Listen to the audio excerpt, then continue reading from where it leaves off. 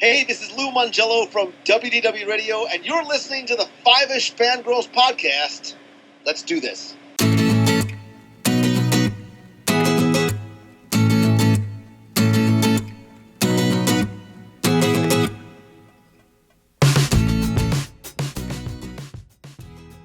The tangents we continue all the way to episode 378 of the Five-ish Fangirls podcast. And just when you thought it was safe to go back to the hat,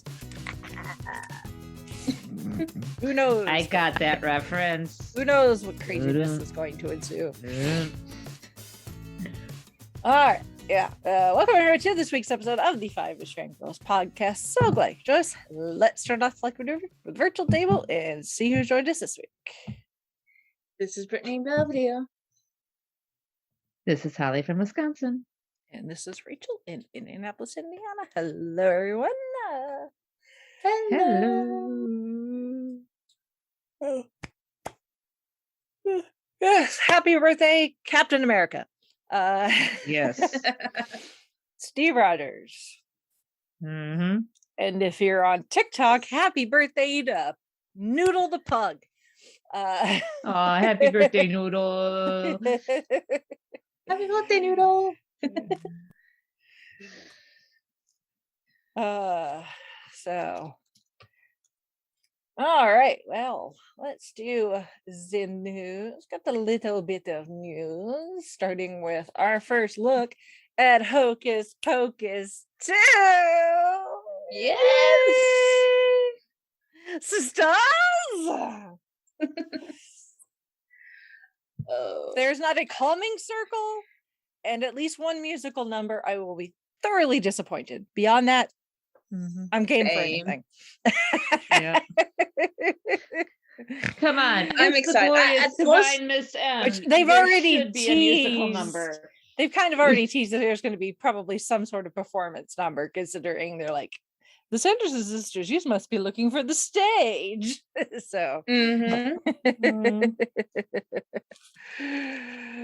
but yes, the Sanderson sisters are back, along with the book and a certain dead ex-boyfriend. Yes. Oh, but not a certain talking cat. There's a cat. I was going to say, there was a cat, but that cat. So honestly, I would be kind of annoyed if it was. Just mainly how it ended. He got his happy ending, which is exactly what Jason has. I follow him on TikTok, and everybody's like, "Oh my god, are you going to be in Hocus Pocus 2?" He's like, "No, Binks got his happy ending." So it's like, yeah, why would you? He got be reunited with his sister. Like, leave the poor kid alone. Exactly. Does that not mean that, like, Jason himself might not, be like a, random face in the crowd somewhere?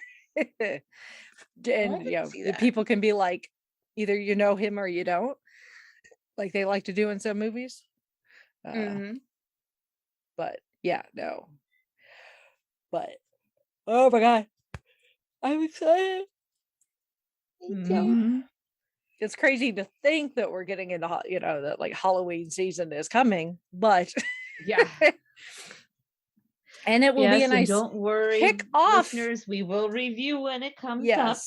Yes, because it will be dropping at the end of September. So perfect to kick off Halloween season. So yes, exactly. Should be a good time.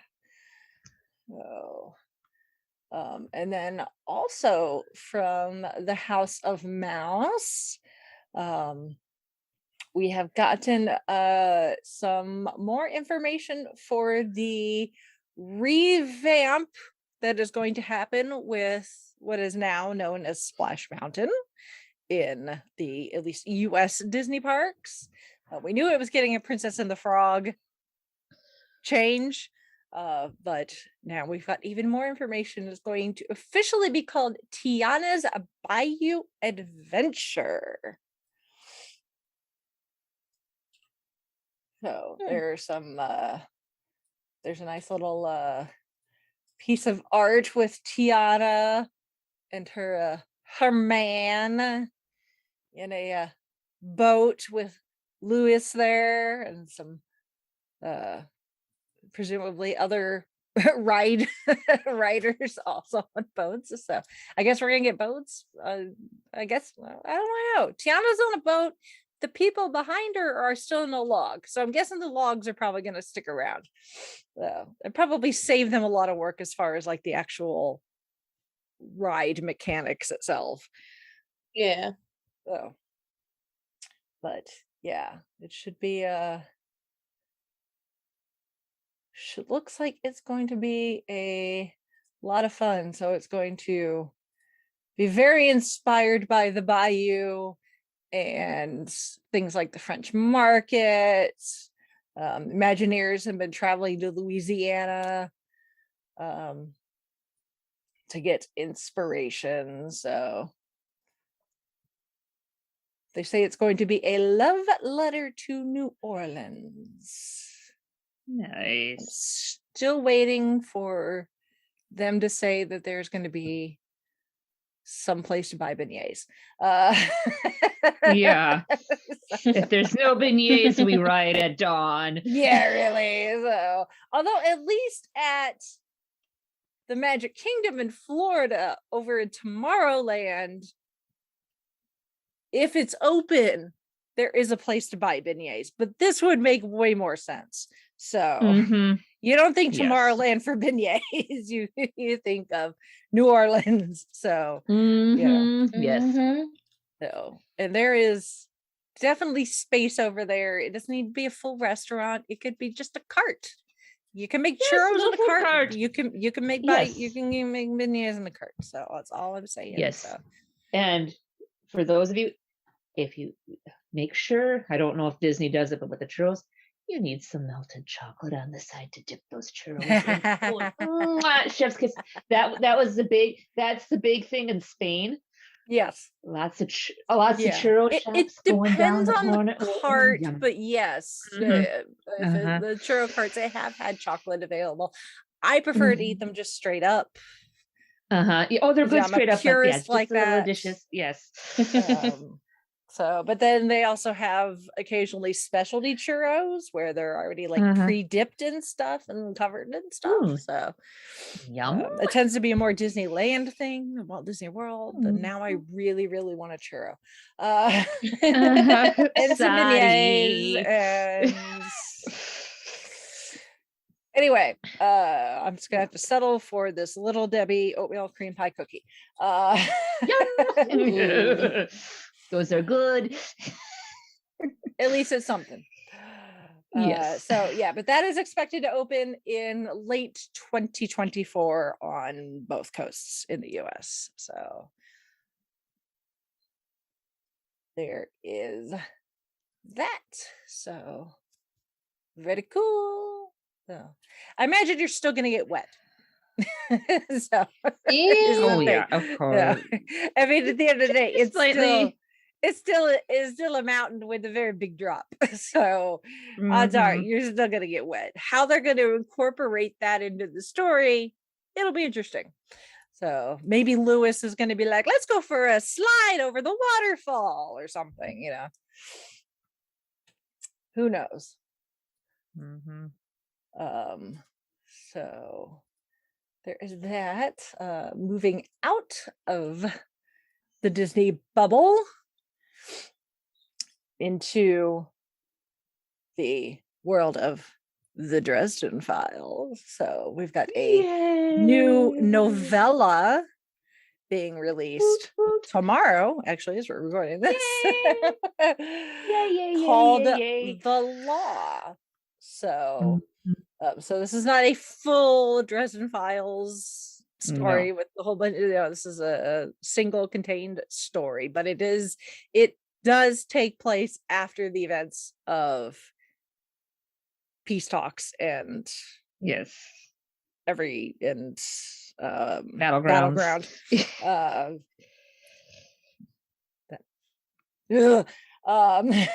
Things happened.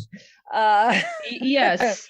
Rachel and I need therapy. I am from caught those up two now books. with the Dresden Files, Yes. so I know what's going on. So we will be getting to the Dresden Files now that I am caught up. So it took me 6 months, but I have read all 17 of the Dresden Files books. You cruised through the two kind of anthology collections. Yes. So briefcases and side backs. So and if you can't handle the physical books, I'm really hyping the audiobooks. Oh yeah, that's how I did it. Does an awesome that's job. how I managed to do it in 6 months. James Marsters 1.25 speed. Thank you very much. Yep. Mm-hmm.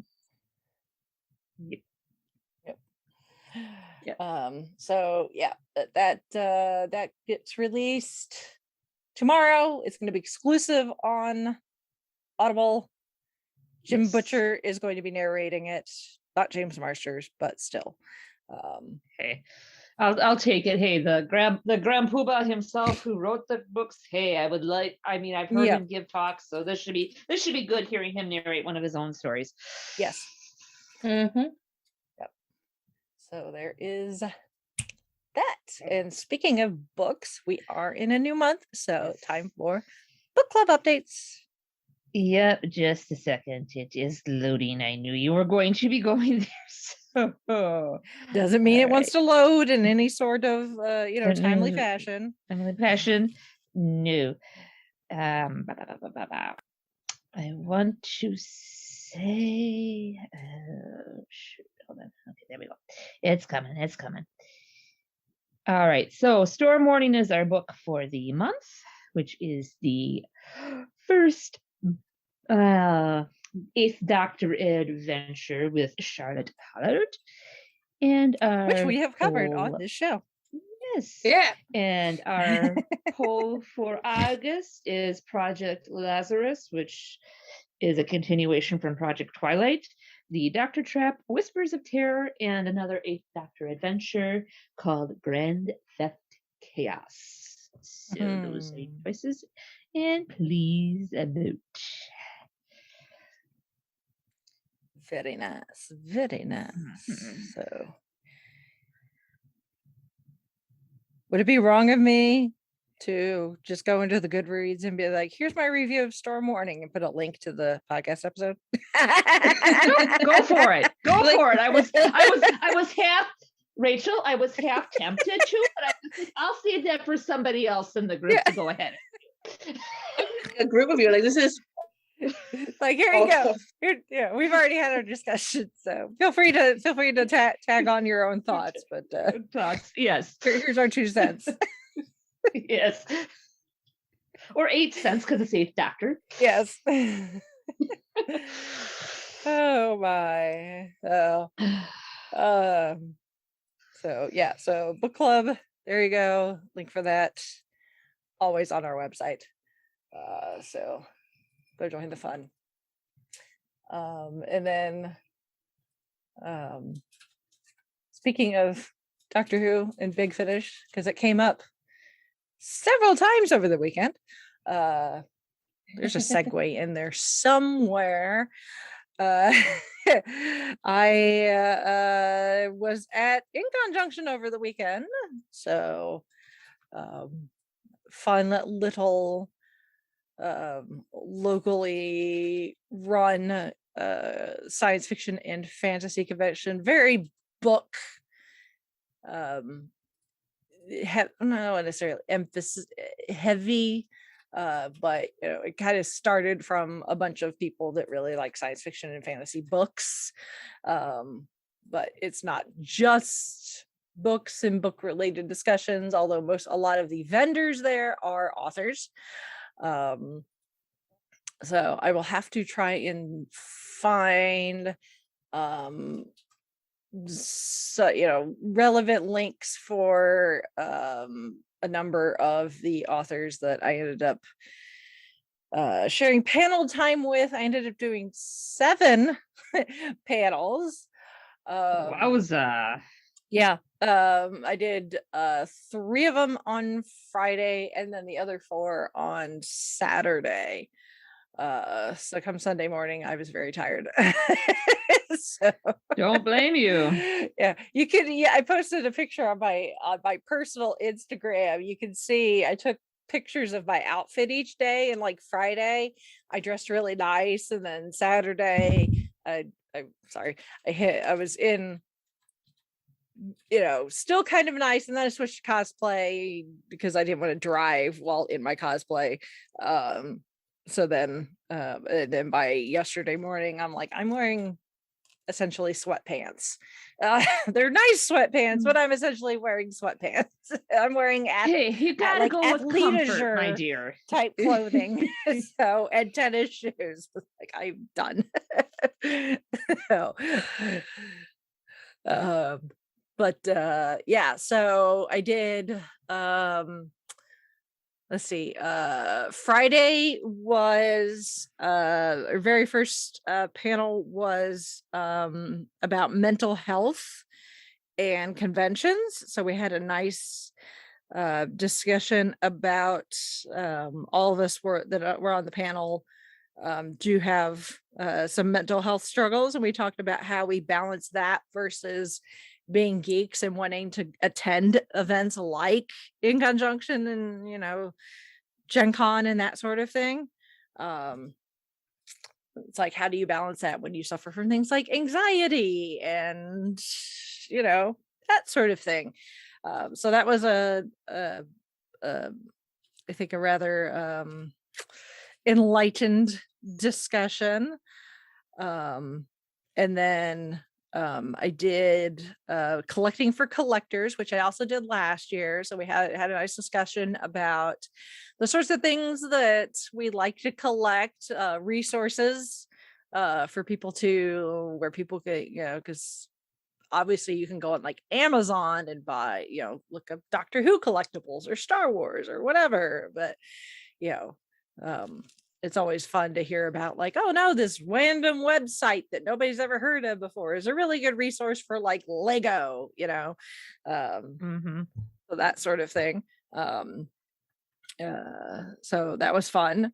And then my last panel Friday night was it was a panel / like improv / like almost performance type thing, because it was the idea was it was supposed to be the people came in to sit in the audience, were watching essentially a committee session, like a government committee discussion about the Sokovia Accords. So we were acting like we were inside the MCU, and then we had one person pretending to be Secretary of State Ross, and then another person pretending to be Tony Stark, and then myself and one other person were like US senators that were part of this committee.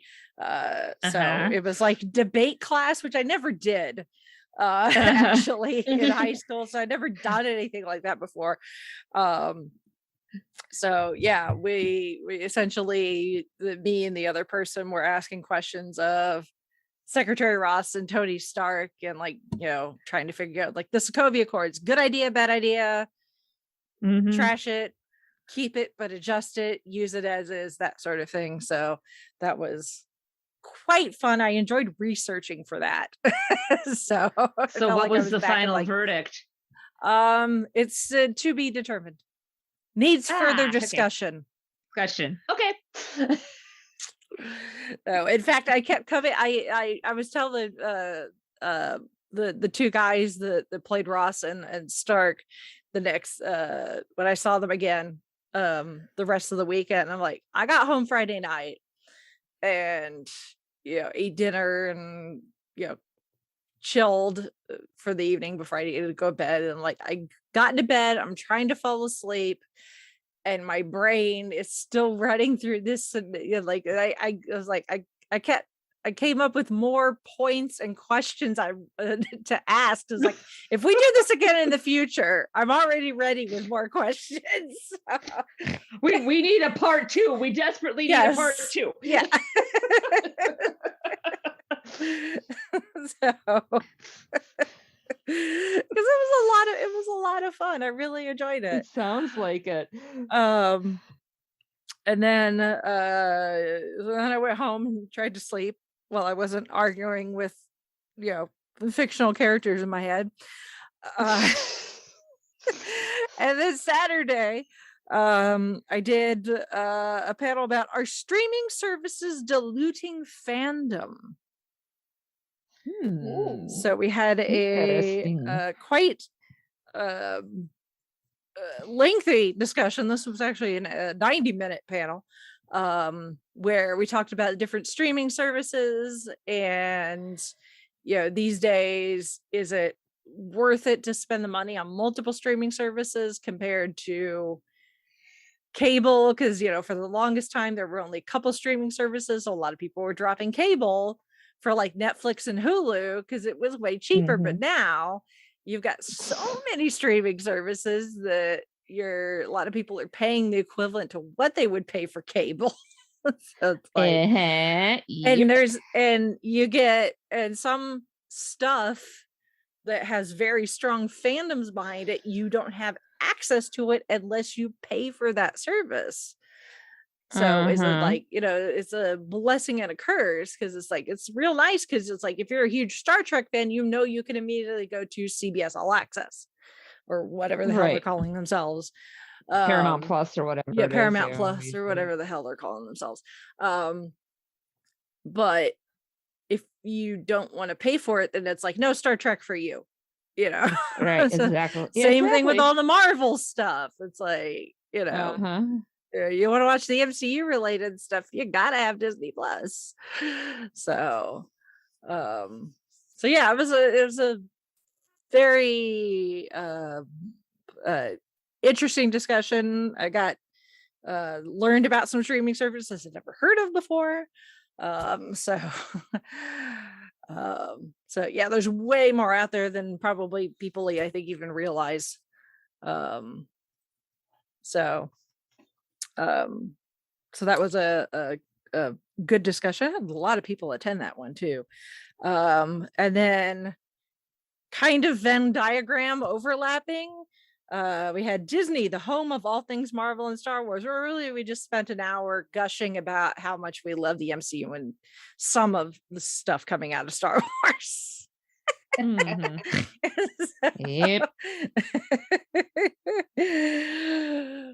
Things we like, so things we don't like, things we're excited that are coming, things we hope are coming, things we wish were coming, that sort of thing. And then, of course, I did not submit this, but of course I had to volunteer to be part of it. Promote your creativity with podcasting, because any panel discussion that involves podcasting, I'm there. So not a lot of people attended that one because the auction was going on at the same time, the charity auction. So that's a big draw for a lot of people, because it's for a good cause. I ended up raising like $2,000 for indie reads, and I want to say it was Second Helpings, which is a food bank. So that's really good. And then my very last panel of Saturday and of the entire weekend was, of course, Doctor Who. As Jodie is getting ready to regenerate, we talked about her doctor, the doctors before her, what we hoping to see with this new doctor going forward, and that sort of thing. So I got to talk Doctor Who, podcasting, Star Wars, Marvel, kind of hitting all the big ones for me. Nice. So it was a lot of fun. And then right after that was the Masquerade, which is what they call their cosplay contest, which event itself this year, and a lot of people, when I talked with them about it, they were in agreement. The attendance was a little low this year compared to, because even last year when we were just fresh out of like the first, this is the first con after the pandemic. We still had a decent amount of people last year. But this year the numbers seem to be a little lower. I think it probably just had to do with the cost of travel right now. Because gas is, you got to take out a small loan to fill your gas tank, and airline tickets are the equivalent. So I think it was just more people would have loved to have come, but even just filling up your gas tank to justify coming was probably hard for some people. Obviously I live really close, so it wasn't a problem for me. But yeah, because I mean the fact that it's first weekend of July, essentially 4th of July weekend, is usually not an issue. So it's not the days. I think it was just the general travel state at the moment. So hopefully that won't be the case next year, but I will talk about next year's event in a moment. So the masquerade, there was only one entry in the child category, so he automatically won. But he ended up with a perfect score anyway. So because he was some character from Five Nights at Freddy's. I know the game, but I don't know the character names. Some sort of alligator or crocodile or something, but the kid was like 10 and he made the costume himself. Like, I'm sure he had some supervision when it came to using like sharp cutting objects and maybe like a hot glue gun. But yeah, for the apparently he pretty much made it himself, which was quite impressive. Like his mouth open and closed and stuff. So it was really cool. And then we had 7 entries in the adult category, myself included, which I was not even planning originally on cosplaying this particular weekend. I was there Friday, and at some point I was like, should I cosplay tomorrow? I don't know, maybe, because I did my Time Buster last year. So I didn't necessarily want to repeat that. So I was like, I could cosplay, and I was like, I'll see what kind of mood I'm in when I get home. And how I feel when I get up Saturday morning. And I decided, I was like, yeah, sure, why not? This convention's small enough that doesn't require a lot of walking. It's indoors and air conditioning. It's laid back enough. It's like I can cosplay and still be comfortable. So I busted out my steampunk 6 Doctor, which I've not worn since before the pandemic. So wasn't entirely sure if it was gonna fit. Thankfully it still does.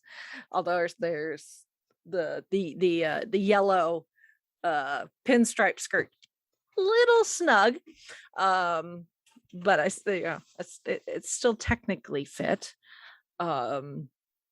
So yeah, I wore that Saturday and entered the masquerade with it, and I won.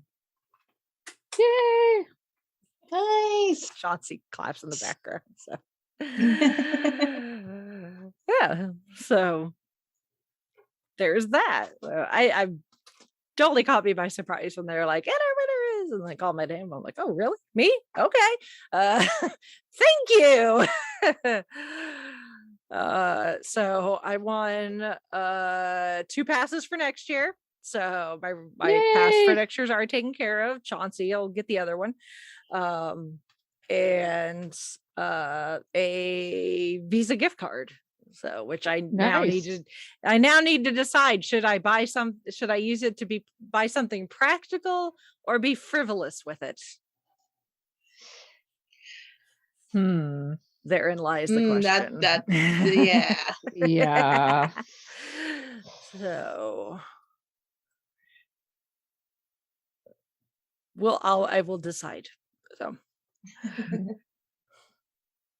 we shall see. So it's like, I have a few things that I've been like tempted to purchase, and one of them is practical and the other's a bit more frivolous, but would still have some use. So it's not like it's something that would just sit and like collect dust. It was stuff I would still Right. use. It's like, do I do the practical thing or do I be frivolous? So I'll sleep on it.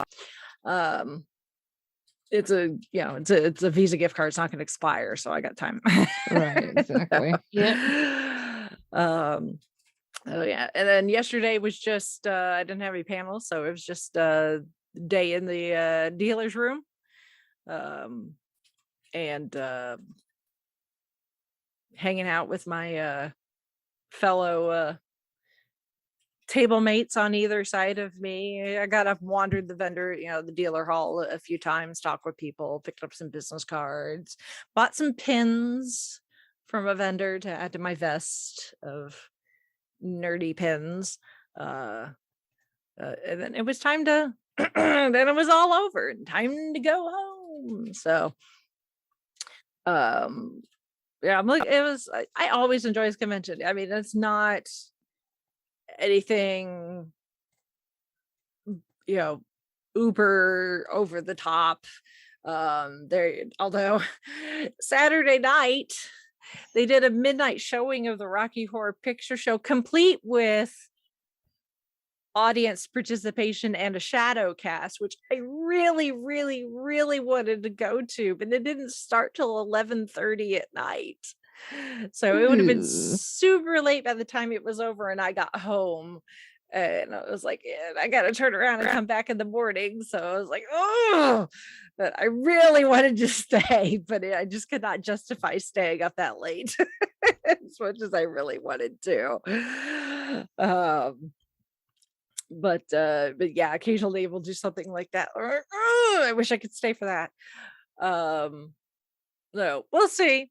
We'll see how things go next year, especially considering next year the dates, it might not be the first weekend in July at this point, and that is because it's not going to be at the same hotel that it's been at for recent history. I don't know exactly what's going on there. I don't know if it's pricing or something else. They did not go into detail. I did not ask because it doesn't matter to me. It's not my business. But yeah, it's good. They're going to be changing locations at least for next year. They've got a couple options, but nothing's been signed on the dotted line yet. So they have not announced that. They do have guests lined up already. They've got guests that are like, yeah, absolutely. Just tell me when and where and I'll show up, which is good. But yeah, so I guess stay tuned. And as soon as I see an announcement from the powers that be at InConJunction of what the exact dates and location will be, I will share that. And unless it, conflicts with something else that I absolutely have to do, I will be there. So, but yeah, it was a lot of fun. And the Duff Door was very good about watching the table when I was away at panels. Yay! Oh, and I put pictures up. Pictures are already up on our Facebook page. Obviously some pictures posted on our Twitter and Instagram, but that's not everything. But all the pictures I took are on our Facebook page, and then I have video which I will edit and put together and put up on our YouTube channel when I get the moment to do so. All right, so moving on to feedback. We got some feedback from Shalane. And she says, remember when I told you I'm up for a Princess Leia TV show? And I guess we said something about she's in some of the animated stuff. And what she meant is she wants a series about her childhood and her life growing up. And she said, well, Obi-Wan kind of covers that. So that's true. And she says Carrie Fisher would be proud. I bet she would. I think especially the attitude that our young Leia brought to the screen in Obi-Wan. So she'd be like, yeah, chip off a little block. She says, I love young Princess Leia. She was so cute, and her little droid Lola. And then she says that she wasn't sure if James Earl Jones was going to come back and voice Darth Vader, but obviously he did, which, I mean, obviously there are other people that do the voice of Darth Vader and things like the video games and stuff, because we can't have James Earl Jones doing everything. The man does have a life, but at least for this, I'm glad that it was James Earl Jones. I agree. Yes. She says Hayden Christensen doesn't look like he's aged at all. True. Yeah. He does look like he's a little older, but it does not look like it's been like 20 years since he first appeared as Anakin. So she's also interested. She says it's interesting that we're getting characters from the animated series in the live action, which why not? Yeah.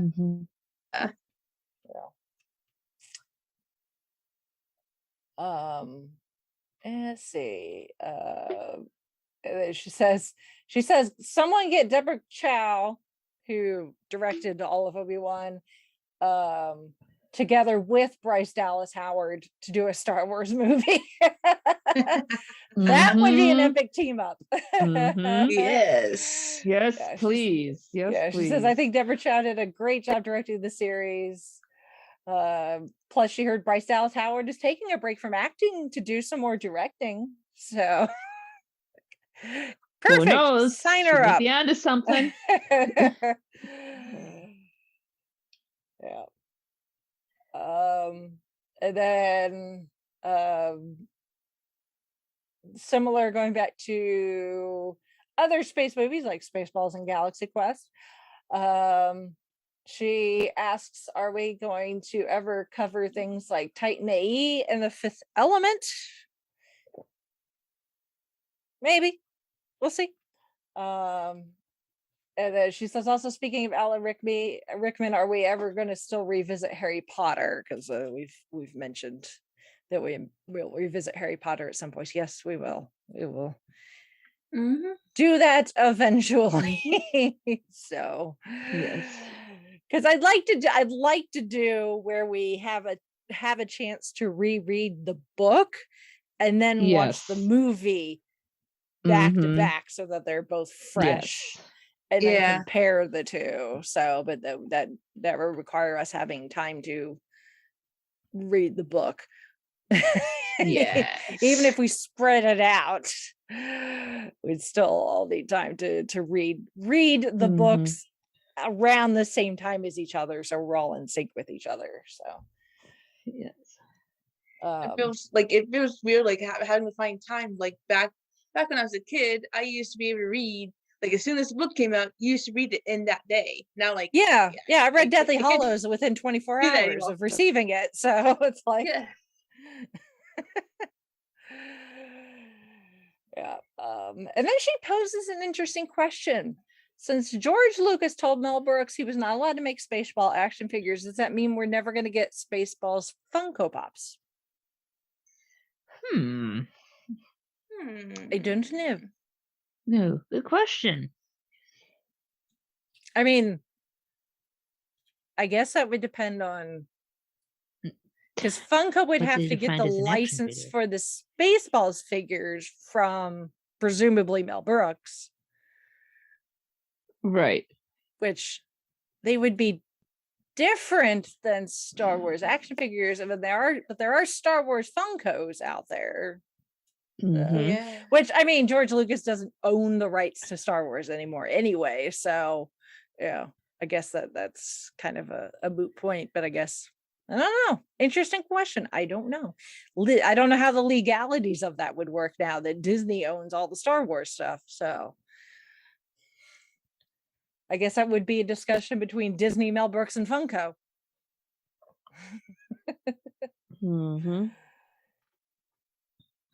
But good question.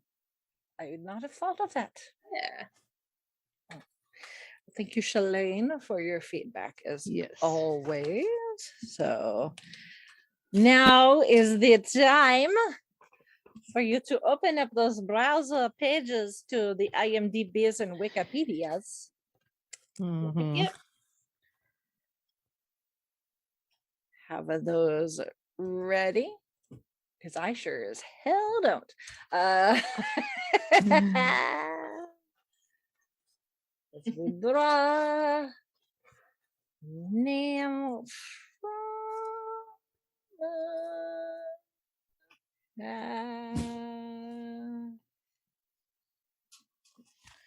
all right. Oh, good heavens. Well, this would be an interesting discussion. I don't remember who we have left. Yeah, we still have quite a bit, actually. And then Rachel's added 2, so Yeah, well, yeah, and I keep thinking of ones to add, and so okay, well, this should be an interesting discussion for this particular person. They have a bit of a reputation. Oh boy. This is a American actress okay. who has won several awards. She is from California, born in Los Angeles in 1972.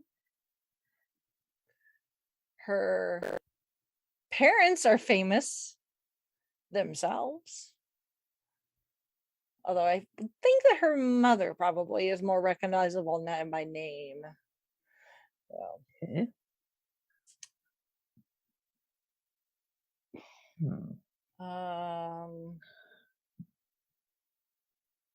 So she grew up well. Let's say that. She grew up with money. So.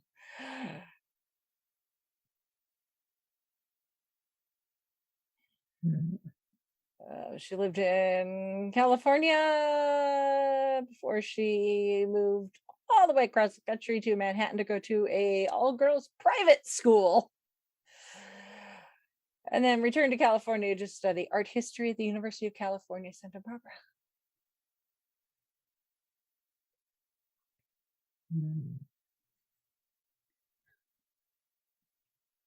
Okay. I think I figured it out. I think I might have Paltrow? 2. Who wants to go first? Is it Gwyneth Paltrow? I can see her last name. Spit it out. Yes, it is Gwyneth Paltrow. That was my guess. So Brittany and I were on the same wavelength. Yeah. So Speaking of Marvel. Yeah. Yes, so Gwyneth Kate Mrs. Tony Paltrow, Stark. born September 27th, 1972. To her father is a producer and director, Bruce Paltrow, and her mother is actress Blythe Danner, who is quite the actress herself. So, yeah, Prince of Tides, all sorts of things. But yeah, she's got a younger brother named Jake, who is also works in the movie business as a director and screenwriter. She grew up in a mixed Jewish and Christian household, so they celebrated both Jewish and Christian holidays. And her brother did have a bar mitzvah when he turned 13. Interesting. But she is a California girl through and through. Oh, and her family has got all sorts of connections, one way or the other. So she is second cousin to former U.S. Congresswoman Gabby Giffords. Wow. She's also second cousin-in-law to a U.S. senator. Steven Spielberg is her godfather. Nice. Yeah. Wow.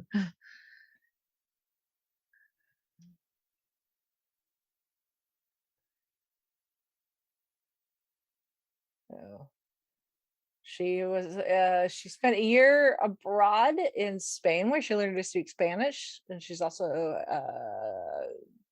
fluent in conversational French.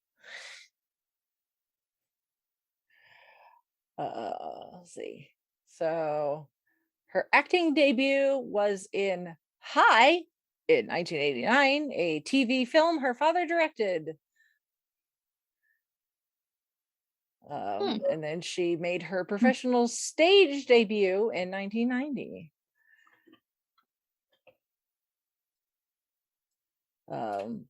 Probably the earliest thing that we probably know her from is as young Wendy in Hook. Mm-hmm. I totally forgot about that. Yeah.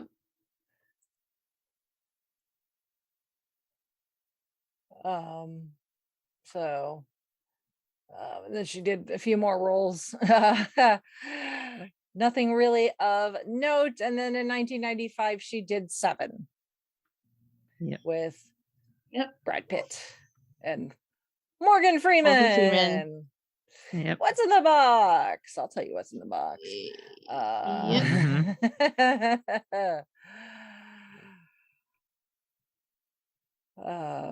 So then in 1996, she appeared as Emma,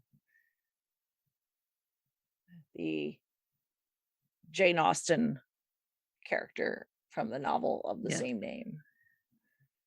Yep.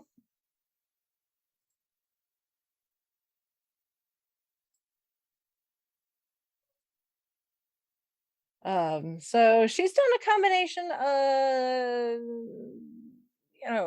romantic comedies and other things. She did Sliding Doors. Obviously 1998 she did Shakespeare in Love, where she won Academy Award, and Shakespeare in Love also won Best Picture that year. So we will obviously be talking about all that on Gold Standard when we get to it. So Gwenna's performance will be brought up again. Yes.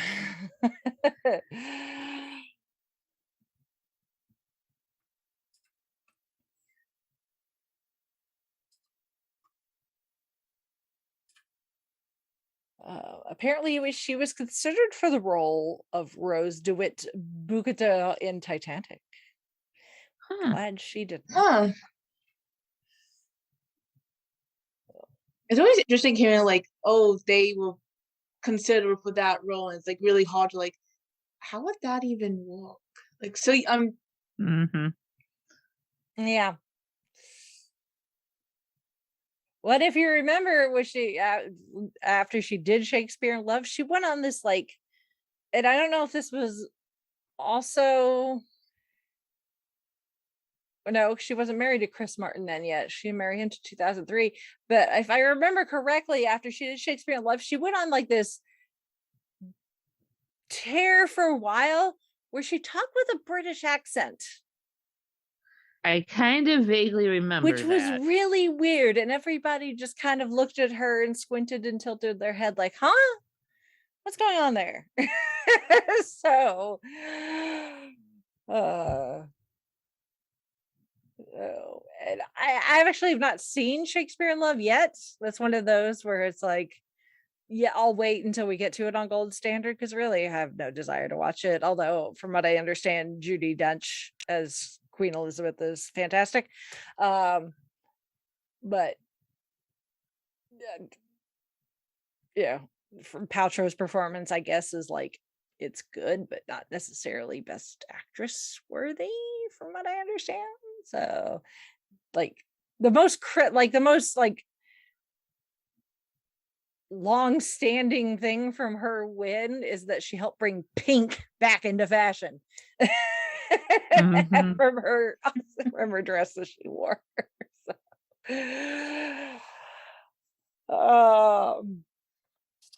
She was also in The Talented Mr. Ripley.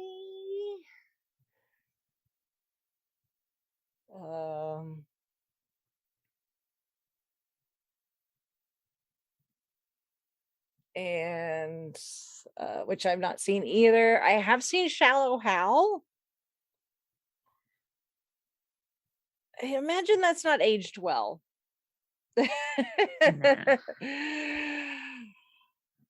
Nah. So and then of course she's been in The Royal Tenenbaums, which is a Wes Anderson movie.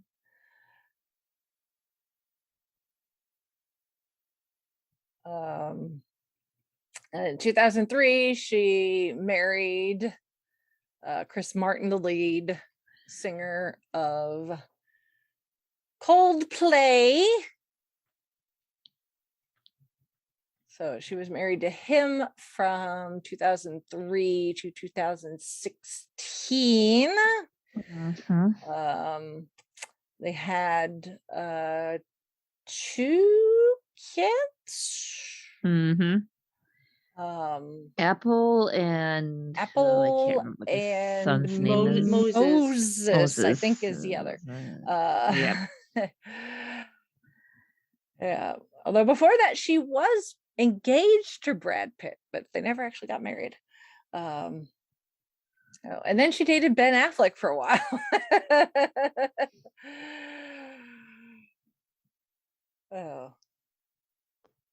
But yeah, she was married to Chris Martin there for a while. So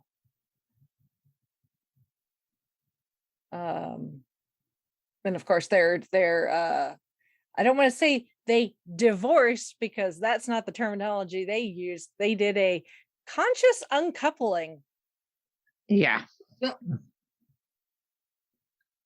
Again, squint That's my just eyes, a nice tilt my way head of, a little. that's just a nice way of saying divorced without saying it in a way. That's just me though.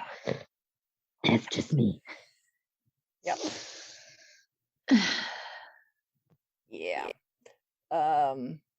Yeah, it's the ability to understand that every irritation and argument within a marriage was a signal to look inside ourselves and identify a negative internal object that needed healing. Eh? Yeah, so from this perspective, there are no bad guys, just 2 people. It's about people as individuals, not just the relationship.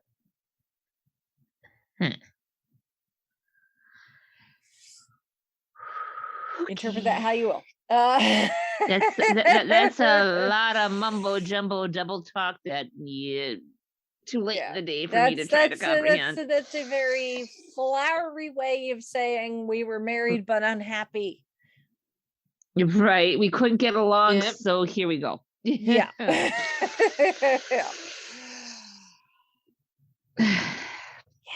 So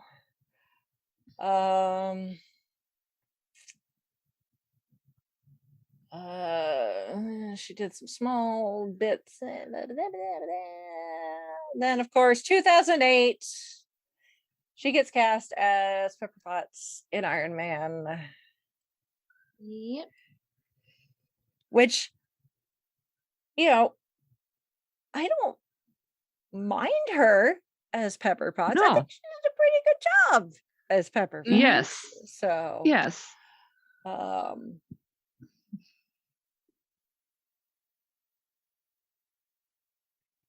I think she balanced well against RDJ's Yes. portrayal of Tony Stark. Yes, Yeah. very well. Very well. Yeah. So, and obviously she as Pepper had appeared in a good number of films in the MCU. Obviously all the Iron Mans. She's in the Avengers. Obviously in Avengers Age of Ultron, Tony and Pepper are broken up, so we don't see her. She appears again in Spider-Man Homecoming, although according to her, she does not remember being in Spider-Man Homecoming. But she was on Jon Favreau's cooking show. And they were talking about filming, and she's like, I wasn't in that. Yeah, you were. That's when Tony and Pepper get engaged, is at the end of Spider-Man Homecoming. So Yep. and then obviously in Infinity War and Endgame. So because in Iron Man 3, she becomes a bit more of a superhero herself, and then obviously becomes rescue by the time we get to Endgame. So Yes. and now Tony's dead, so she just gets name dropped instead of actually being in movies, which is fine. So Yes. she and Morgan can live in peace. Yes. Yes.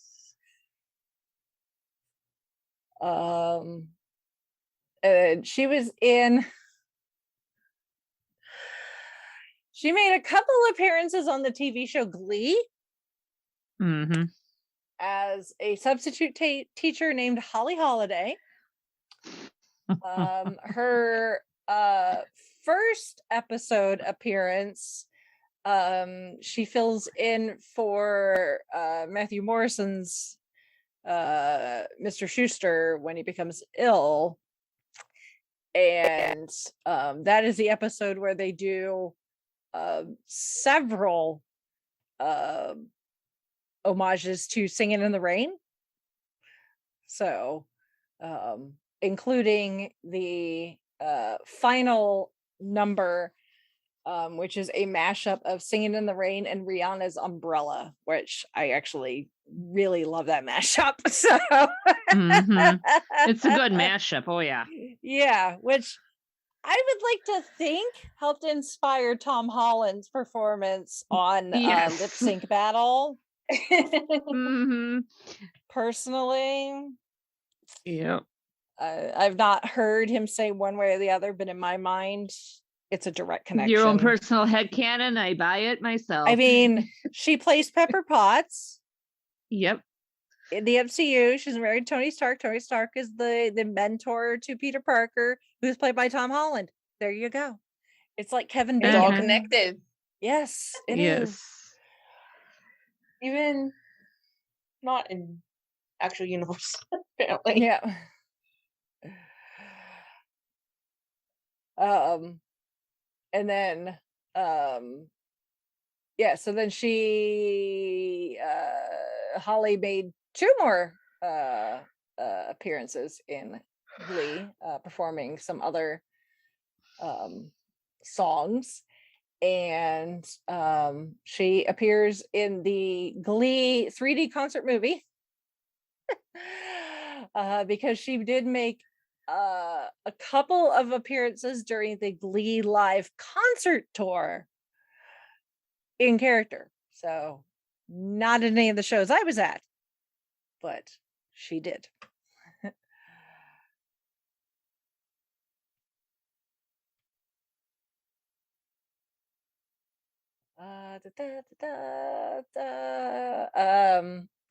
When I was back doing my like MCU alumni watch thing, getting ready for Infinity War and Endgame, Yes. to check her off, the movie I ended up watching is called Thanks for Sharing, which actually has Mark Ruffalo in it too. And quite kind of a stacked cast. It's got Tim Robbins and Josh Gad's in it as well. But it's a romantic dramedy about a group of people, not all of them, but it's about this group of people and then other people that they have like relationships with, whether they're romantic or family relationships or whatever. So the intermingling of relationships centered around these people that are in a support group for sex addicts. It's kind of weird. Huh.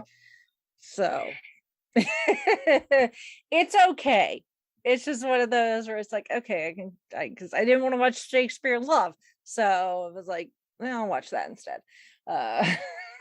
So because I always liked it when, it helped that if I could find something that had multiple MCU people in it, because it's like less I have to watch. I've only got so many hours in the day. And there was only so much time between Infinity War and Endgame. So, Yes.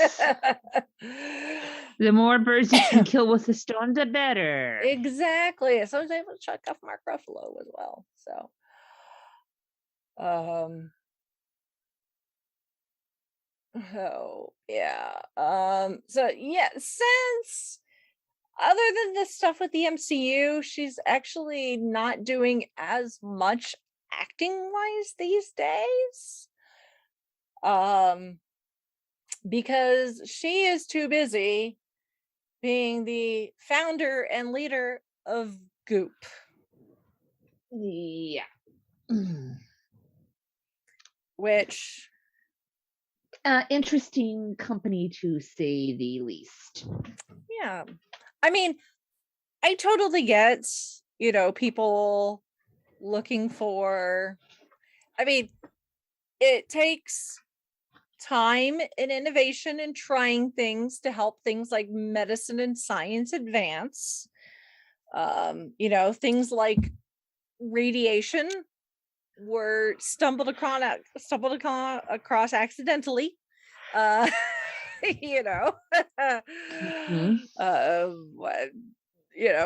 been certain things that have been, discovered in the name of science and medicine and technology because people have been trying this, that, and the other thing. So I totally get that people want to think outside the box when it comes to wellness and health and beauty and the like. Personally, that being said, Yep, there is experimenting because you have, just like with any other sort of like experiment, you've got a hypothesis and doing stuff just because it's alternative, for lack of a better term, just because you don't want to do something mainstream. But that's my humble opinion. Yeah. And I think some of the things that Goop has done and offered to people are crossing that line. But that is just me. So, especially considering some of the stuff that has been offered has been looked at by actual scientists and medical professionals and be like, yeah, if you do this, you're going to injure yourself. Yep. Despite what benefits it may supposedly have, it ain't worth it because you're going to seriously injure yourself. So, that being said, Goop, very, very successful. Very successful. I think a lot of that has to do with the fact that it is Gwyneth and she's got some name recognition. But yeah, it's not for me. Yeah.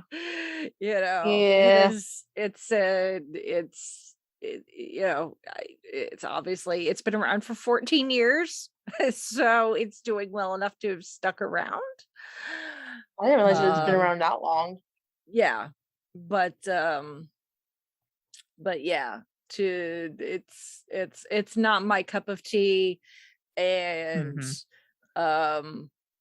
I think that, if I was in Gwyneth's shoes, when you're, especially these days, name recognition and what you, as a celebrity, you tie yourself to things, you need to be very careful, because people will do things and try things just because their favorite celebrity has their name attached to it.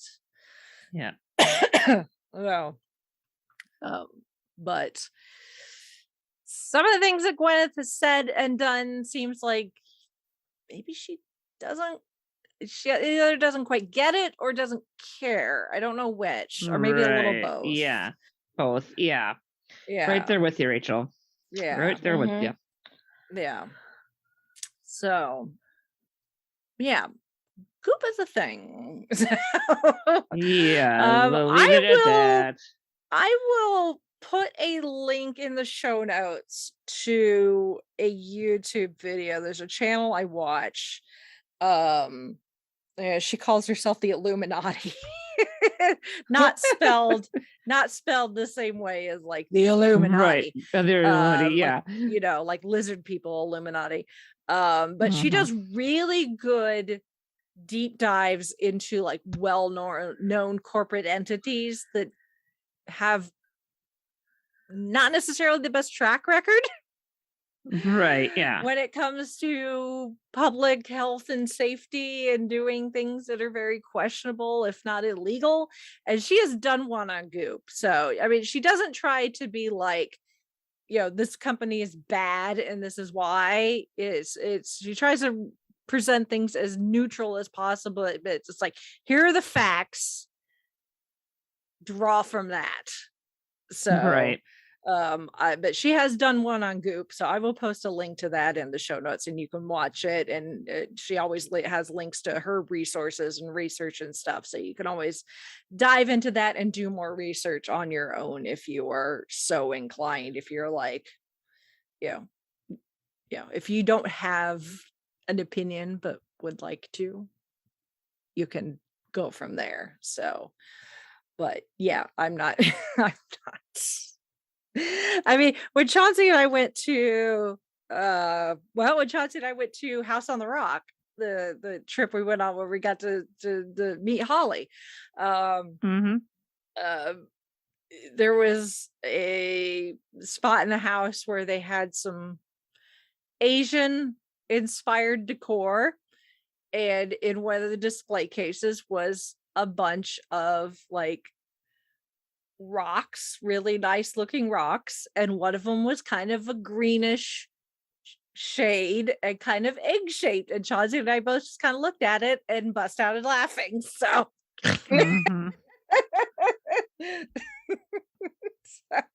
and Chauncey doesn't really pay attention to like mainstream celebrity related stuff, so when he understood why it was funny, that tells you something. That's all I'm gonna say about that. So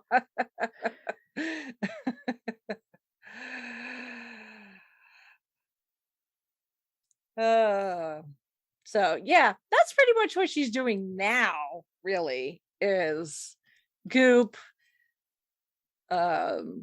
right, doing food related things like cookbooks and the like. Goop has had its own series on Netflix. I would not recommend watching it unless you're gonna hate watch it. Watch it for the sheer entertainment value. I would not take anything they say in there, because it's called the Goop Lab, so it was made and produced by them.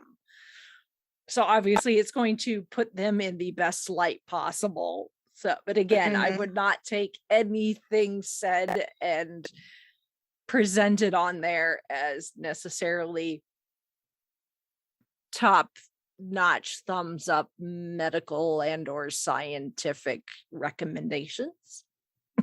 Right. That being said,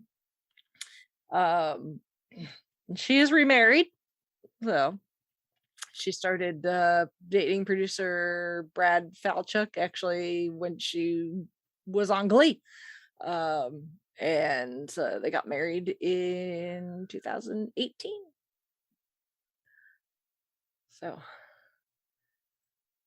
but yeah, she really has not done anything acting wise post Endgame other than some TV related stuff. Although she has done a series called The Politician, which was created in part by her husband, so that probably explains why she was in it. And she was also executive producer for it. So, and then the Goop Lab series on Netflix. So yeah, that's Gwyneth Paltrow. I don't know what else to say. Right. It's like the whole Goop thing is just all like, okay, you do you, boo boo, I guess. You go, girlfriend, make those dollars, you know. You got, even though she's remarried, she's got 2 kids. Yeah, gotta do something, I guess. Although if I was her, I'd just be living on the Marvel money for the rest of my life. But yeah, that's just Right? So yeah, let's see if we can draw somebody who's maybe a little less controversial. Yeah. Yes. Please. Pat? Be nice to us. Yeah. One of these days I might actually need to switch to a proper hat, because the thing I'm using is like everything gets stuck together. It's got some serious static cling going on here. So oh my goodness.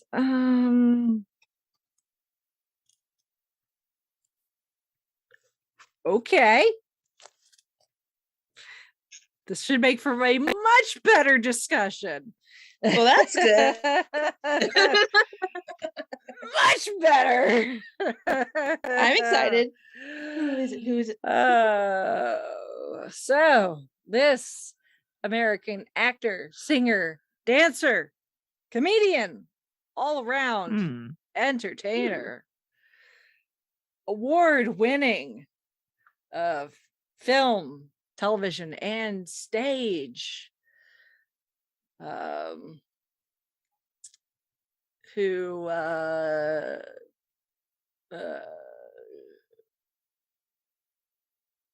older gentleman,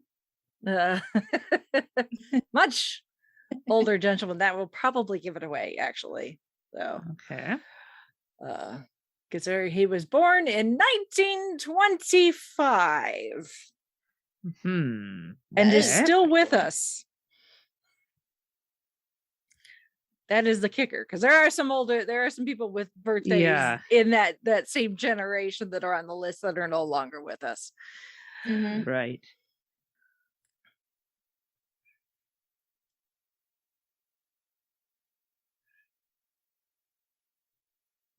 Someone I grew up watching on reruns on TV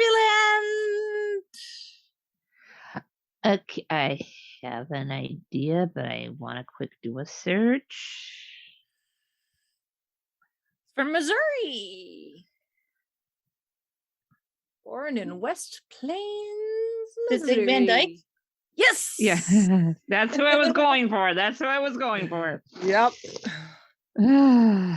Mr. Dick Van Dyke. I mean, officially born Richard Wayne Van Dyke, but nobody ever calls him that. He's Dick Van Dyke.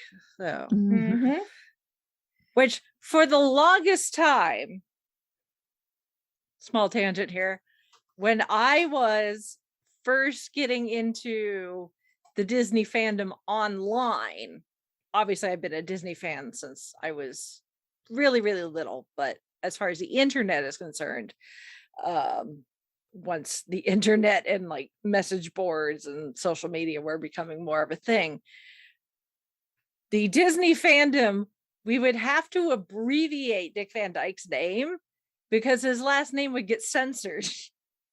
Oh, sure, yeah. So you just had to refer to him as DVD. Yeah. And not the physical media. Yes. Because the internet was like, oh, Dyke, that's not an appropriate word. I'm like, it's his last name. And his first name is can also because Dick. Be careful with them. Yeah. Yeah. So Dick Van Dyke still kicking it at 96 years old. Yep. Oh, yeah. Born to Hazel and Lauren. His mother was a stenographer and his father was a salesman. So, although he was born in Missouri, he grew up in Danville, Illinois. And of course, he has an older brother, Jerry Van Dyke, who passed away several years ago. And his family can trace the family line back to the Mayflower, to a passenger by the name of John Aiden. Interesting. Oh, Of course, that's what common with Dick Van Dyke. I can also trace my family. Yeah. Or John Alden. Sorry, that's an L, not an I. I can read. Apparently, as a kid, he considered a career in the ministry. We know a few celebrities like that. But he took drama class in high school and changed his mind to become a professional entertainer. Although he did teach Sunday school at the Presbyterian church that he attended.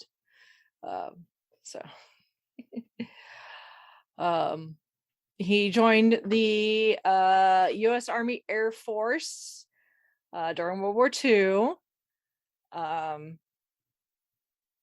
He was, speaking of Captain America, he was denied enlistment several times for being underweight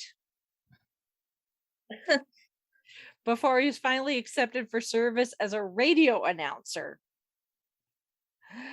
Before transferring to special services and entertaining the troops.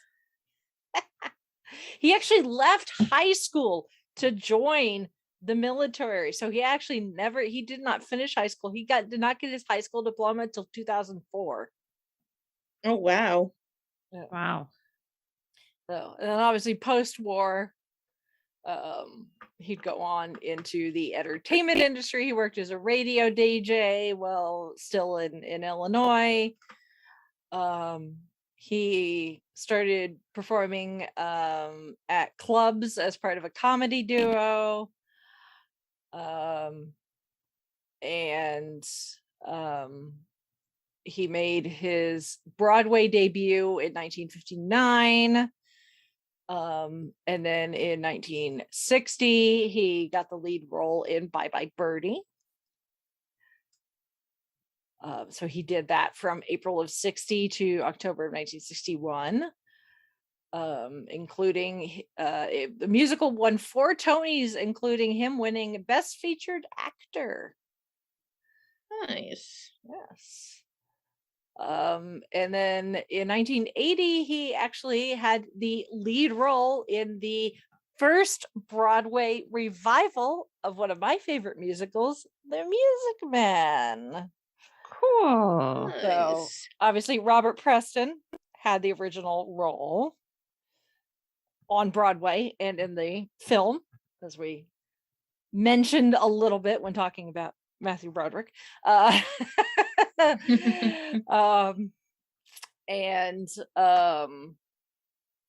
So yeah, so when the show ended and then when they revived it on Broadway, Dick Van Dyke got to play Professor Harold Hill. And right now you can go to Broadway and see The Music Man starring Hugh Jackman. Yeah. Which I'd really love to get out there and see that while he was still doing the lead. Um, and he started doing TV. Obviously, TV was not a thing for a while, but once it did, much like other celebrities of that era, a la Betty White and the like, started out doing things like comedy programs, variety shows, that sort of thing. So he appeared on the Pat Boone's Chevy's Showroom, the Polly Bergen Show, and a friend of his from the Army that was working as executive at CBS recommended him to the network, and he ended up with a 7-year contract.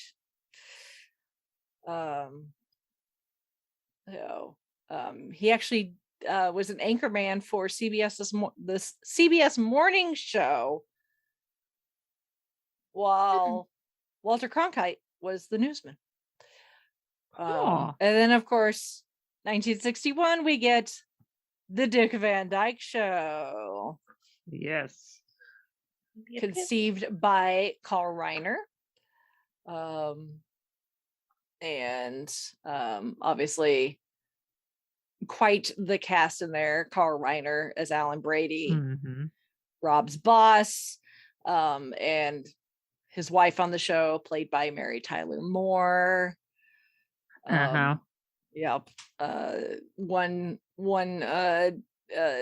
Dick 3 Emmy Awards as Outstanding Lead Actor in a Comedy Series, and the series itself received 4 Emmy Awards as Outstanding Comedy Series. So yeah, I grew up with the Dick Van Dyke Show, so yes. Definitely a staple. As I was saying, I said this actually during the streaming services panel at InConJunction, because crazy enough, as I'm almost 40, I was the youngest person still on the panel. And they were all talking about, the pre-cable days, and talking about how they grew up watching this, that, and the other thing. And I was like, well, I remember pre-cable. And I remember not having cable, because at home we didn't have cable, but as I've mentioned several times, my grandfather did, and he watched me quite a bit after school and on the weekends. But the TV was pretty much set to whatever the channel number was during the day. It was Nickelodeon, and at night it turned to Nick at Night, which eventually became TV Land. But when I was a kid, it was called Nick at Night. I wish for the old Nick at Night days. I mean, they had some awesome lineups of programming. I want that channel back. Not that the TV Land programming is bad. I want the old retro Nick at Night, please and thank you. Yes. So I said this in the panel. I totally get where Wanda Maximoff was coming from. Yes. Because that was my childhood. Was watching shows like the Dick Van Dyke Show. So, like, I know some people, we talked about this when we talked WandaVision. Some people were like, ugh, it's in black and white for the first 2 episodes. It's like that's so old. I loved it. Not for me. That's what I grew up on. So, that's tradition. Yeah. See, someone who was one of her 4th grade research projects, and we had to write a report, was the history of TV. So I know cathode ray tubes, black and white, color many years later. So he totally loved the Dick Van Dyke Show, and the homages that they did in WandaVision were fantastic, right on the nose.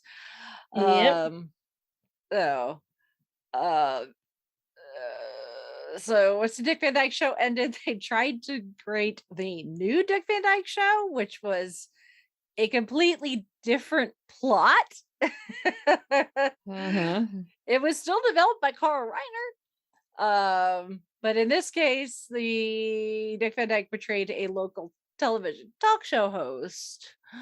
But it only lasted for 3 seasons.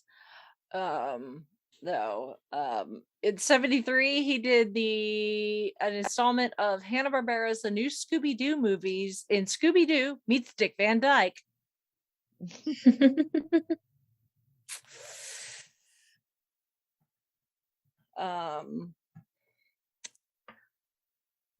It was also, also in the 70s, he received another Emmy Award nomination for his role as an alcoholic businessman in the television movie The Morning After.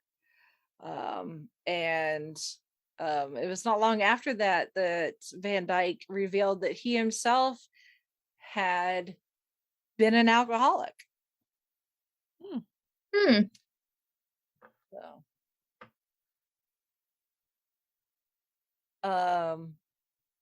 the 70s, of course, obviously TV kind of all over the place. He appeared several times on the Carol Burnett show.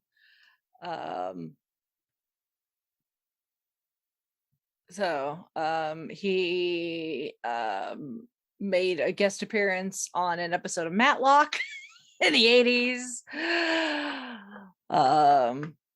He appears in an episode of The Golden Girls as a doctor who is dating Beatrice Arthur's character at the time, and they've been dating a while, and she's like, oh, I really like him. She likes the fact that he's a doctor. Of course, Sophia really likes the fact that her daughter's dating a doctor. But he's not a doctor, he's a lawyer. That's what it is. But he decides to quit being a lawyer to pursue his true lifelong dream of being a clown in the circus. Very appropriate role for Dick Van Dyke.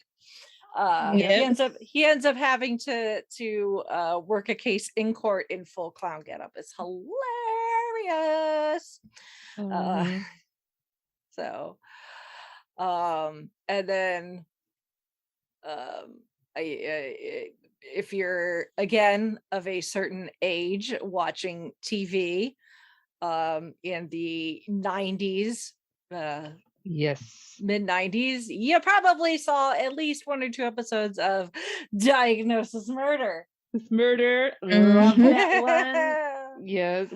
Sometimes when there's a mini marathon on, Mom and I will pop that on and sit and watch it. It's good stuff. Where he played Dr. Mark Sloan. Yes. And his son guest stars as his TV son as well. Yep.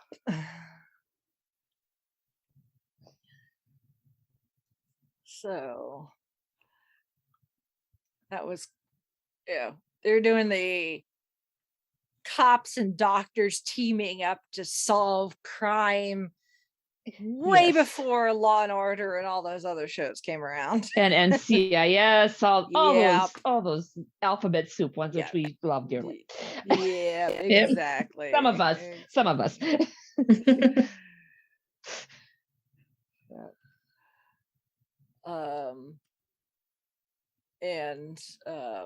He was, as we talked about this when we talked about WandaVision, he was brought in to consult for those black and white episodes of WandaVision to see how they can best emulate it. So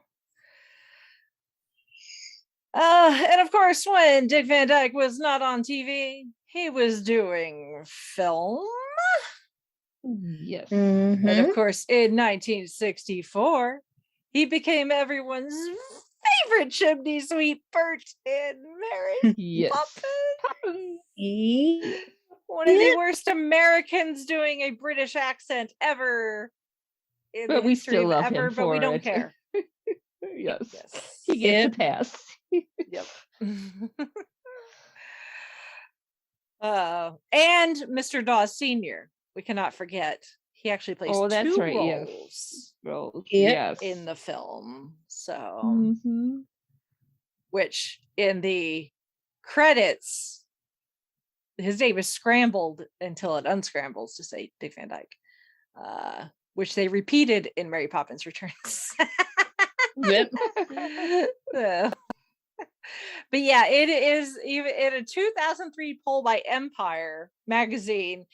It was he came in second of worst ever accents in film.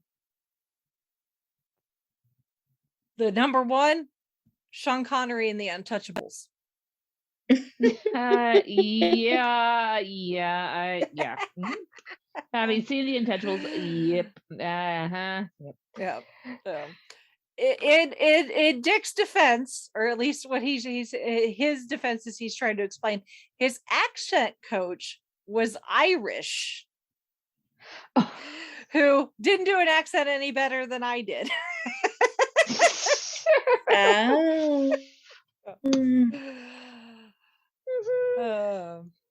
Yeah, and then the history with the Irish and the British, not the best. So yeah, there you go. Mhm. Yeah. And of course, doing Mary Poppins firmly puts him in the Disney bubble, and Disney has used him quite a bit for this, that, and the other thing. So,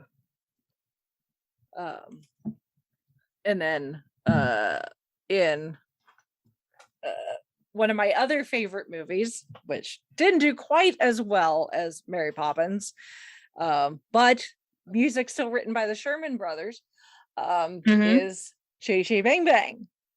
Yep. Yes. Funnily enough, his character's last name, Potts. Uh-huh. Which ties in with our Draw first two people. How do we two draw the people. exact two people that have played a character with the last name Potts? name of Potts. Yes. Mhm. Serendipity. Can do we that have again if we it. tried. Nope. So Well, unless we drew Ansel Lansbury if we did a third, but yeah, I can't remember if we I covered guess. yet. Which we will cover Chee Chee Bang Bang at some point, because I love that movie. Same. It's definitely up there, and it's so wild considering it's written. The original story was written by Ian Fleming. Is this the same guy that brought us James Bond? Yes, this is the same guy that brought us That's James Bond. right. Yes, it's the same I gentleman. forgot about Gets that.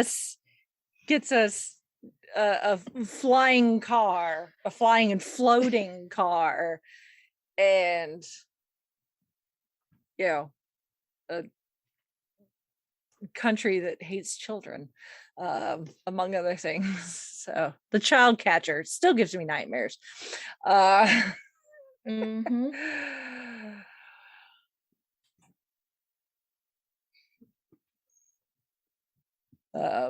So yeah, he's done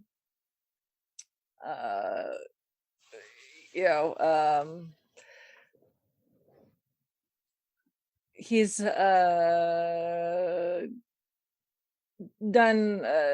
it doesn't do quite as much film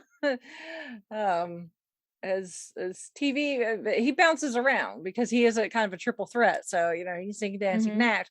So he gets to do a lot of things. He's in he's the DA in Warren Beatty's Dick Tracy.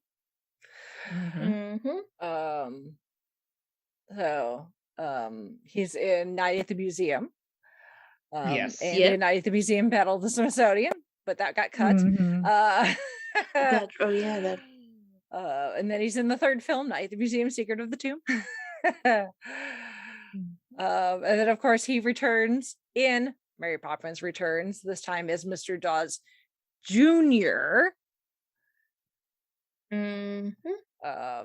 Because as we know, Mr. Dawes Sr. dies laughing off screen. Yes. Yeah, they're Mary Poppins.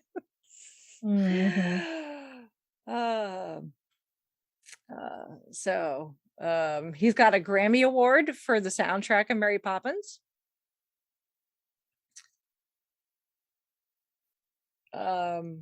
He wrote a book called Faith, Hope, and Hilarity, A Child's Eye View of Religion, based on anecdotes from his time as a Sunday school teacher.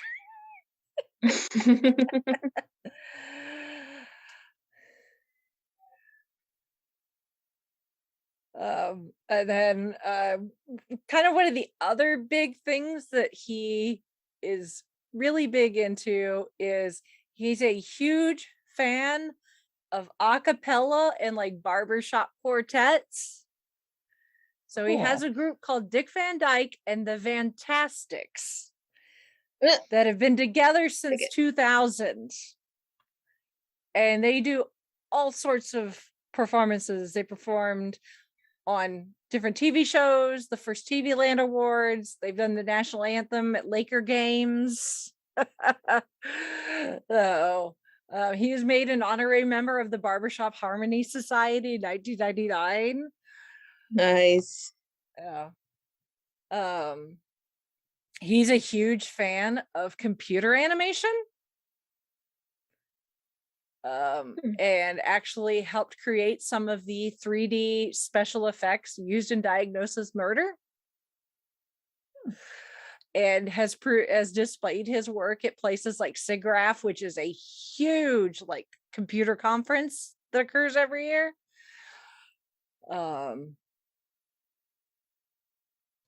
So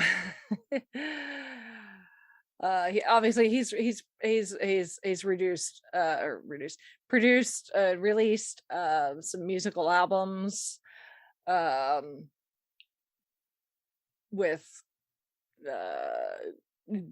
different, like jazz, big band, classic type music.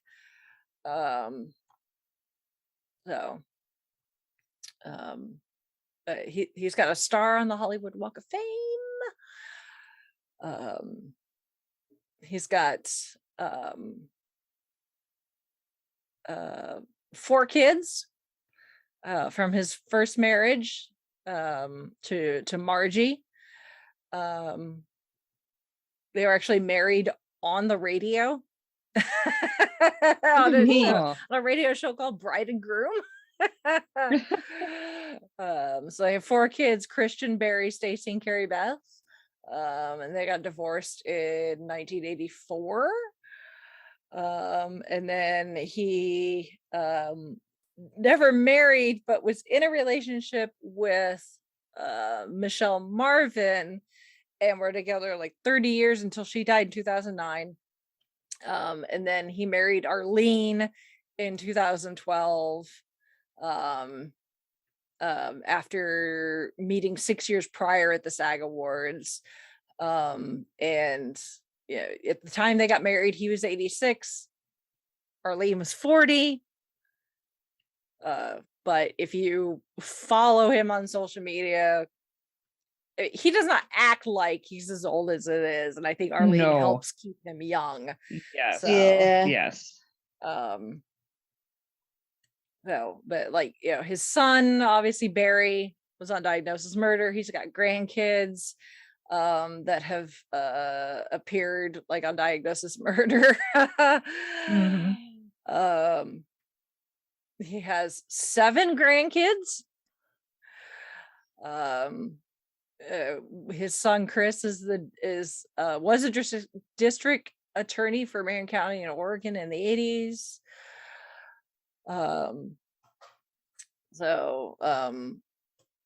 He has been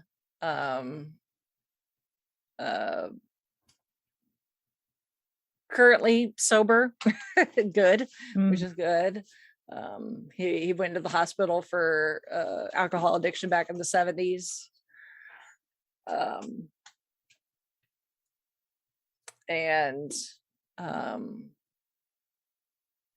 He is still at it. Yeah. Mhm. He's still at it. He still makes appearances at all sorts of things. He recently made an appearance at the Kennedy Center honors,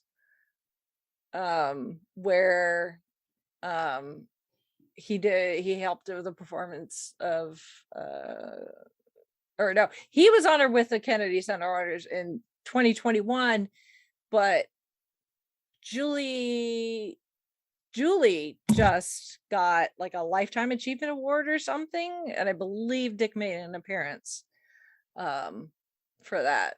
So but yeah, he's still out and about. He posts on social media, so, or Arlene will post for him depending on what's going on.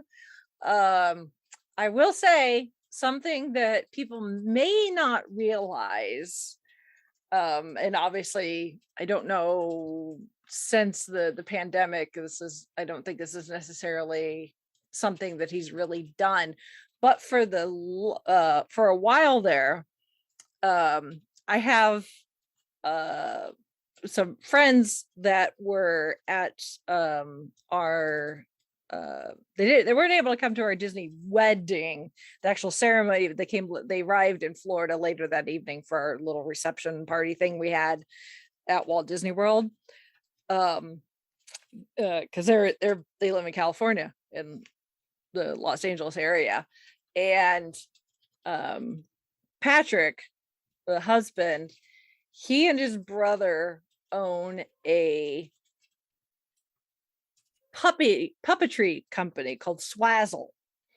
And if you've seen the oh crap, what's it called? Jim Carrey has had a series. It's like an Apple TV or something. I think it's called like Just Kidding, where he plays like a Mister Rogers type character. Yeah.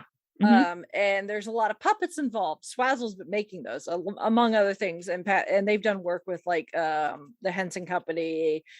Patrick's got credits in some of the newer Muppet movies. So they do a lot of like really cool. They can do a lot of really cool like puppetry and props and stuff like that. They helped do some of the props when Paul Rubens did Pee-wee's Playhouse live at the Hollywood Bowl. But somehow through the grapevine, Dick Van Dyke finds out about this and calls upon Patrick to come help him decorate his lawn for Halloween. Oh my goodness. Because Dick Van Dyke is a huge fan of Halloween and goes all out at Halloween time decorating he and my his cousin's house. one of my cousin's husbands would get along just fine because he's a big Halloween buff.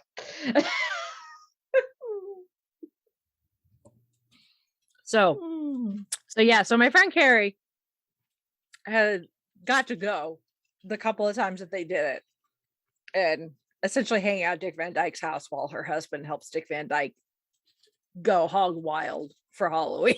So I think she still has her blog posts up on that. Oh, cool. If I can find them, I will link them in the show notes. Ooh, yes, please. It is the wildest thing. It's like, he's Bert, it's the Dick Van Dyke Show, and Mary Poppins and Chit Chit Bang Bang and Diagnosis Murder and all these other things. And he's a Disney legend, obviously. Yes. And the man freaking loves Halloween. And like, come on, Hocus Pocus 2, if you hadn't filmed yet, he would be perfect to get as a cameo appearance. Yeah, really. Missed opportunity. You never know. Yeah. He could make an appearance. You never know. Yeah. But I mean, knowing what we know, it's like, oh, come on. Yeah. But yeah, that's one of my favorite things to tell when like Dick Van Dyke comes up, because obviously everybody's like, oh, Mary Poppins and this, that, and the other thing. I'm like, yeah, do you know he really loves Halloween and decorates his house like full bore And I've got friends that have helped him decorate his house in the past. So I know this from people that have helped.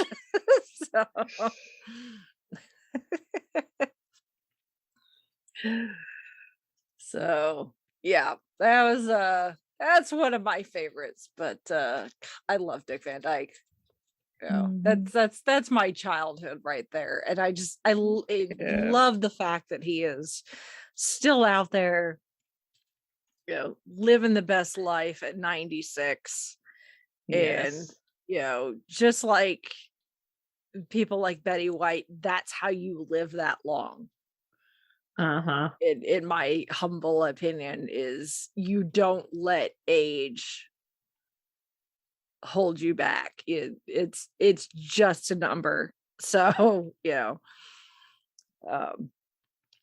he's not let age and the stuff that comes with it hold him back. He's like, no, I'm gonna go out, I'm gonna go sing with the Fantastics, I'm gonna go dance,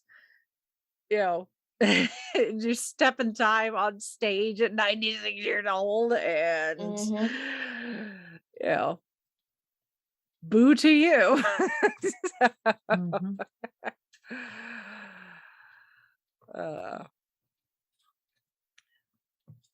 So, but yeah, I love Dick Van Dyke. So, and he reminds me of my dad too, which may have something to do with it as well. Which I don't know if that's a Midwestern thing, because he was born in Missouri, even though he was raised in Illinois. But they're right next to each other, so it's possible. It's possible. Close enough. And Walt Disney was from Missouri, and Walt reminds me of the way they talk. Just sometimes I hear things and it's like, I don't know if that's just a Midwestern type thing or what. So it's this Indiana, Illinois, Missouri type thing, because we're just south enough of Wisconsin that we don't get the real nasally Wisconsin, but it's just a little nasally. Yeah. There's just something about that mid central west area. I'm thinking that just maybe, who knows? Yeah. You guys have any thoughts on Mr. Dick Van Dyke? Good guy, 2 thumbs up in my book, and he's got such a backlog of stuff that please go and do a deep dive. You'll be doing yourself a great service and see some top-notch acting. I mean, legend. Yeah, really. Yep. Or more like national treasure, maybe. Yeah. And the nice thing is a lot of his stuff out there is available. So like the Dick Van Dyke is available on lots of streaming services. Tubi, Roku channel, Peacock. Night at the Museum is on Disney Plus. Diagnosis Murder, 5 seasons available on Pluto TV. Yep. So obviously Mary Poppins and Mary Poppins Returns, Disney, Disney Plus. So yeah, good stuff. So I love him. He's just hilarious. So, and he's done like some Hallmark type, like Christmas type things as well, I think as well. So like Buttons, A Christmas Tale.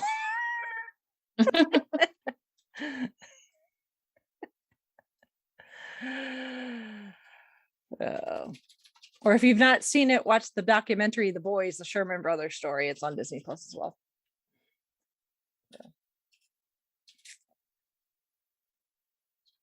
Yeah. And I think that is a good note to end this on. Yes. Very good note. Yep. So, all right. Well, if any of our listeners want to tell us your opinions on it's an interesting combination of celebrities, but hey, the hat does what the hat does. Gwyneth Paltrow and Dick Van Dyke.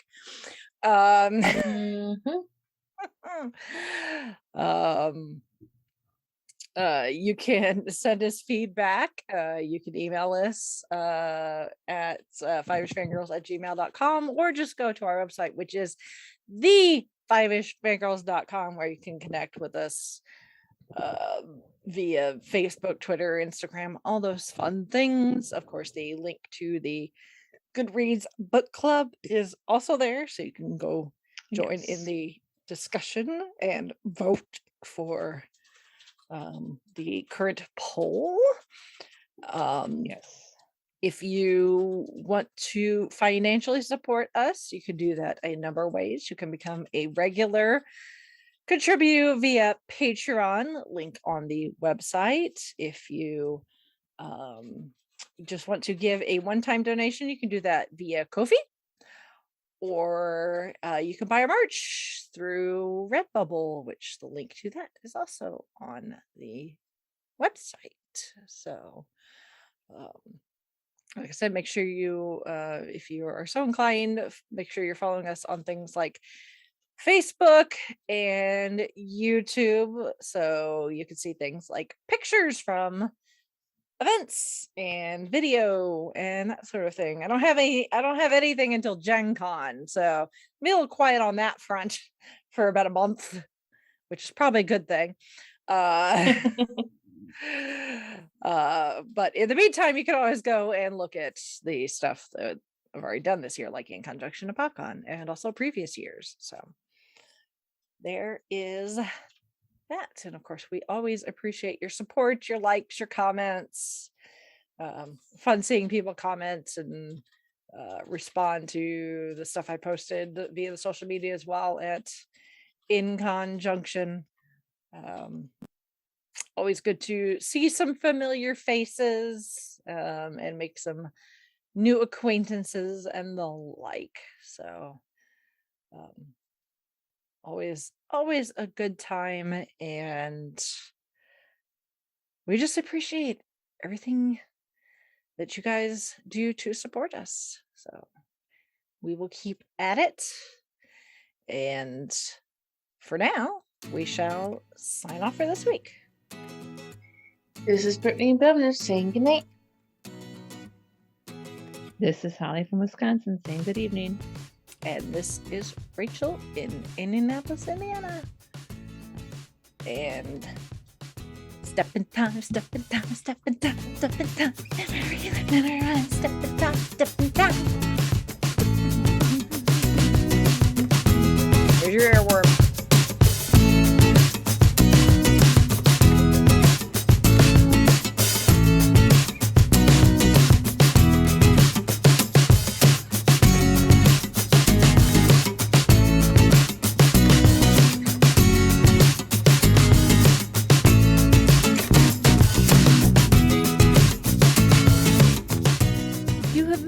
To the Five-ish Fangirls podcast.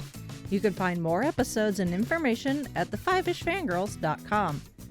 Any and all books, movies, games, and any other forms of media mentioned are owned and operated by the respective copyright holders. No copyright infringement is intended or implied. If you wish to support the show, the easiest way is to leave us a rating and review. More ratings and reviews will make it easier for others to find the show. If you wish to support us monetarily, you can do so at patreon.com/5ishfangirlspodcast. All money goes towards fees and equipment to keep the show going. For official Five-ish Fangirls merchandise, visit redbubble.com/people/5ishfangirls. We love hearing from our listeners and encourage feedback. You can email us at fiveishfangirls@gmail.com. You can also like and follow us on Facebook at facebook.com/5ishfangirls. Thank you so much for listening, and may the squee be with you.